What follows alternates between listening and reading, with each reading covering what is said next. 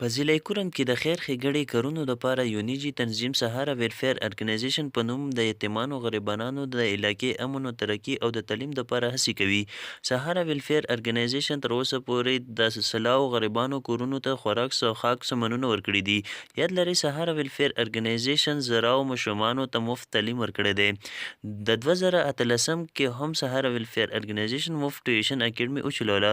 اوس هم 2019 کې د انګلیسي او تربیتي مفت ټیوشن یې ترسره کړو. نو د دې حوالې سره موږ د اکیډمي استادانو او طالبانو سره خبرې اترې وکړلې. صورت دالته د کبیری هلکان چې دي دوی په بیسیکلی لکه انګلیش کې کمزوري دي کنه، نو دی وجه نه دوی ته مو سپیشل انګلیش ګرامر کلاس هغه هم فری کړی دی کنه، لکه فری ورته کو.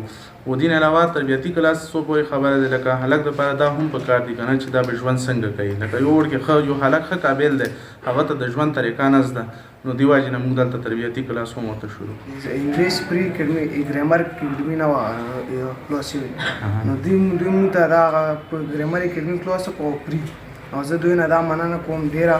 او موږ یو تربیتی کلاس هم دی هغه ته موږ یو علیم یا ډیر مختلف استادان ارڅي تربیتی کلاس.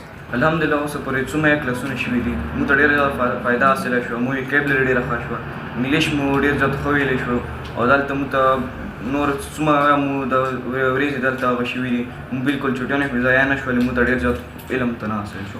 الحمدلله موږ ته چې دا څومره انګلیش وښیل او موږ دونه ډېره فایده حاصله کړه. موږ ډېر انګلیش ته نه زده شو. انګلیش د بری زبان دی په انټرنیشنل زبان دی چې انګلیش د نوي زده هر ځای کې بنا کومي او چې موږ ته تعلیم ډېر قادر وشو. موږ د چوټیانې همداسې تېرې نه کړې.